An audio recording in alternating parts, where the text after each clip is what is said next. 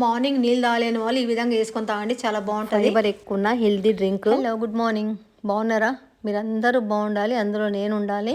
మనము బ్రహ్మముహూర్తంలో లేచినప్పుడు మొహం కడుక్కున్న తర్వాత 1 లీటర్ వాటర్ తాగుతాం కదా మెడిటేషన్కి ముందు.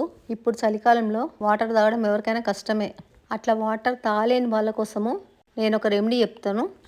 అది కలుపుకొని కనుక మనం వాటర్ తాగితే లీటర్ ఏంది 2 లీటర్లు కూడా ఈజీగా తాగొచ్చు. ప్లస్ చాలా హెల్దీ డ్రింక్ అది. అదండి చూపిస్తా.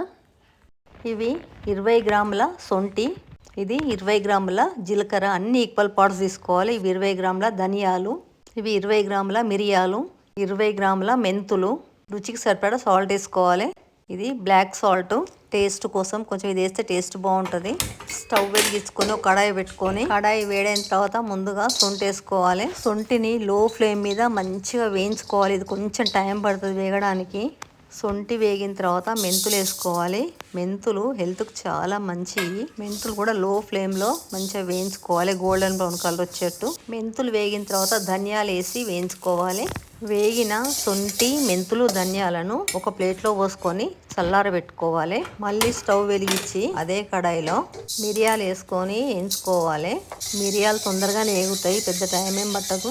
వేగిన మిరియాల్లో జీలకర్ర కూడా వేసుకొని మంచిగా వేయించుకోవాలి. అన్నీ సిమ్లో వేయించుకోవాలి, మంట మట్టుకు హై చేయొద్దు, మాడిపోతాయి. వేగిన మిరియాలు, జీలకర్ర పక్క తీసుకున్న మెంతులు, సొంటి, ధనియాలు వేసేసుకొని మళ్ళీ అన్నీ ఒకసారి మంచిగా కలుపుకొని స్టవ్ బంద్ చేసుకోవాలి. ఆ వేడికి ఇంకా మంచిగా వేగిపోతాయి. సొంటి గట్టిగా ఉంటుంది కాబట్టి మిక్సీలో వేస్తే కొంచెం దంగదు, అందుకని ఫస్ట్ రోట్లో వేసుకొని దంచుకొని తర్వాత దంగిన తర్వాత మిక్సీలో వేసుకోవాలి అన్నిటితో పాటు. రోట్లో కూడా కొంచెం కష్టంగానే దంగుతుంది. ఇట్లా దంగిన తర్వాత తీసి జార్లో వేసుకోవాలి. చల్లారిన ఇంగ్రీడియంట్స్ అన్ని మిక్సీ జార్లో పోసుకోవాలి.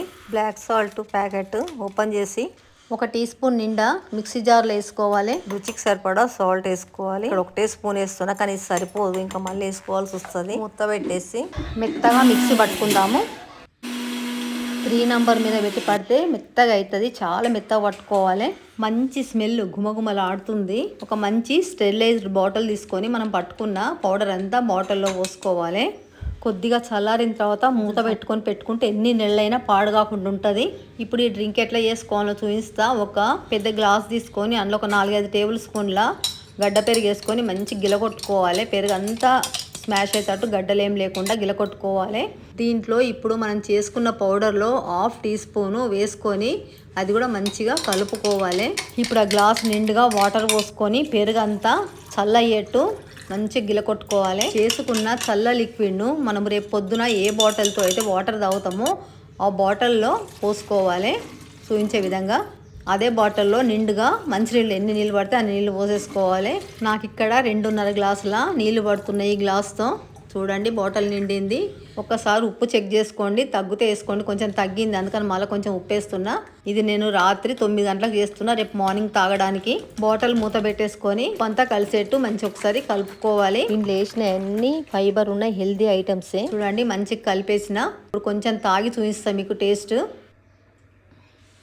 చాలా అంటే చాలా బాగుందండి, అసలు టేస్ట్ అయితే మస్తుంది.